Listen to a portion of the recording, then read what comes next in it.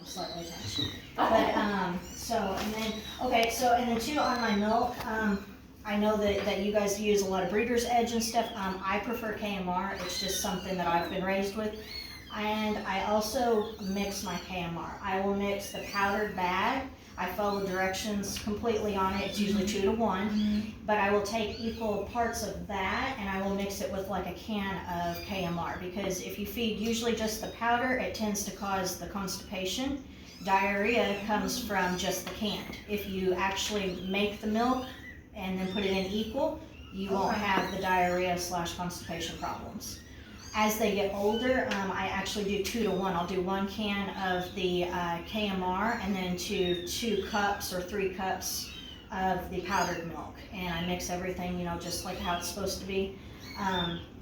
I work a lot, and so I actually will make huge batches of it, and I do put it in a blender and I'll just pulsate it for a few seconds. I don't blend it all up. And then I put it in like maybe 2 cups at a time, and I put it in freezer bags and I lay it flat and I freeze them. That way whenever I go to work I can just pull a bag or 2 out and off I go, and it's already pre-made and it's mixed. Because I don't have time to mix milk every single day.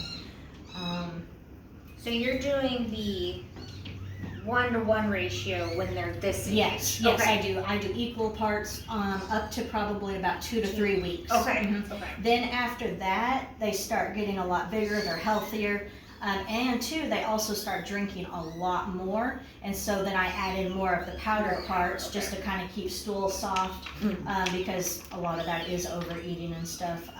But again, my goal is to get a happy, healthy kitten up as fast as I can, because normally by the time these guys go out, there's 15 more waiting to be picked up. So my goal is to get them up, you know, as quickly as possible. Another thing, one of my biggest pet peeves with people is when they are itty bitty and tiny, they do not need to be held and carried around. It's cute, they're adorable, they're gonna love the skin to skin contact, but you lose so much body heat. People don't understand, like even if you're just opening it and looking at the cute baby and holding it, don't do that until they're, you know, a week or 2 old, because they need to have that body weight and stuff. Especially like these guys here and stuff, you can, you know, if you hand them around and stuff, but you can actually, and I'll let you guys come up and feel them and stuff, and you'll feel the heat on them. That's what your baby should always feel like. If they are cool to the touch, they're cold. Babies also under a week or so don't tend to shiver a lot. So if you pick up a baby and it's just kind of laying there and it feels cool, don't just be like, oh, I think he's fine because he's not shivering, because they don't tend to sit there and shiver and cry and stuff. Usually when they get too cool, they start heading down south, and then they're going to just kind of crumple up and just kind of dehydrate, and they're going to get real listless. How do you feed them I mean, you said don't hold them very much, but how do you feed them when they're that size? You can bring them out and do all that. So for guys like this that are real tiny, my setup that I work 2 jobs, and so I have a setup. Thankfully, I'm an in-home caregiver, and so I tend to be in the house by myself with my patient. I actually have a feeding station set up, and it actually has a little heating pad that I just click on a few minutes before I plan to feed for this size. These guys here are fine. You can start holding them. These guys here are going to love that interaction. These guys here don't need it yet. I mean, they want to smell and stuff, but do more whenever they're still on the heat pad, you know, and kind of sticking your hands in there and stuff.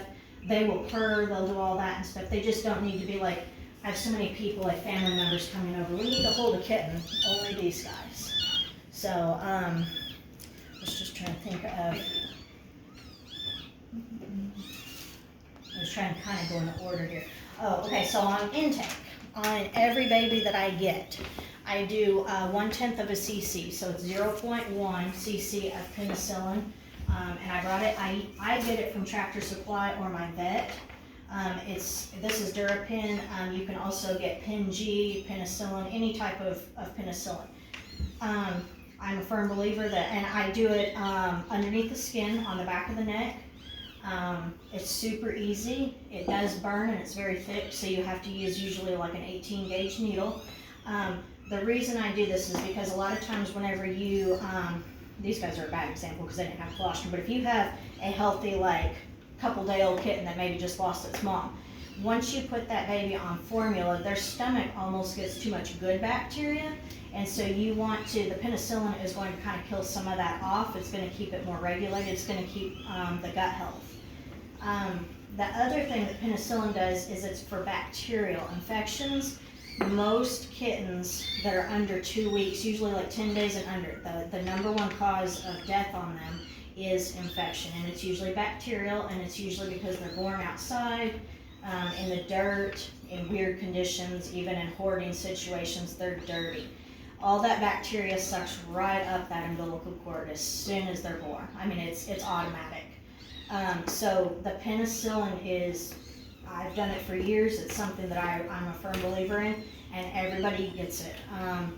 On these guys here, it's 0.1. On, like, say, a 2-week-old kitten, I would do 0.2. And then it kind of goes up from there. Like on an adult, you usually do a cc. And again, it just kind of depends on weight and stuff. And that's on intake, on usually everybody. These guys right here got 3 days because I already knew that they didn't have colostrum, or at least there was a good chance that they didn't. They came in super malnourished. They just came in really nasty looking. You're almost always going to get diarrhea, and they're just going to be problem kittens. So I kept them on it for 3 days, and now we're kind of holding off to kind of see where they are. Any type of upper respiratory, any of that, I will keep the kittens on 5 to 7 days of penicillin. I do, even when they're this age. A lot of times you can get eye infections even when the eyes are not open yet. When they're still sealed, they'll still kind of start pussing, and it's gross. Their navels. The umbilical cord is usually one of the biggest things that I see on my babies. And even when you have them born at your house, for whatever reason, bacteria climbs right up there. I've gotten several already this year that get pus pockets right on the navel. And whenever you hold your baby up, the best way to see it is whenever you're pottying them, and I'll show you how I potty them because I don't use a wipe or anything. I run them underneath the sink in warm water.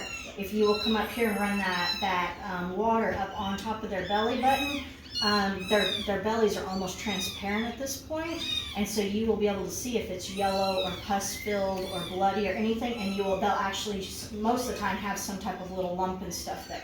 That's the first sign of infection. It's a big deal because that's going to kill them quickly.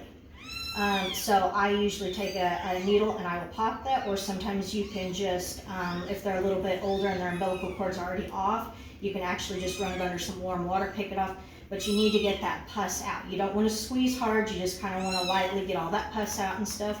And penicillin. You want to dry that navel up as fast as you can, and penicillin is going to do that. So that's an injection. Yes. Okay. Mm-hmm. Yeah, and you can go, intramuscular, but on a kitten, they don't usually have little ham hocks yet. So Yeah. I always do under the skin. It does burn, so you're going to want to put that at room temperature. I usually will draw it out, and then I'll leave my syringes out, or you can put them in warm water Okay. because it's easier to actually push it into there because, like I said, it's really thick medicine, and it does burn. It's not a pleasant thing, but at this size, they're not going to remember who you are, so, which is a good thing. They're not going to hate you. Done once you do it, you don't keep doing it. Unless they're sick, unless you start seeing, if any of my babies start going downhill, you'll start seeing them where they don't maybe want to take a bottle as much. They're a little bit quieter. Like when you put your hand in that box, all of your babies should pop right up as soon as they smell you. Before they even touch you, you should have babies that pop up. They should have babies that are eager to eat, interested. If they're not, penicillin is my go-to. It's the one thing that I actually, like, I will never run out of that. So, vitamin B, I also brought that. So vitamin B is really good for an appetite stimulator.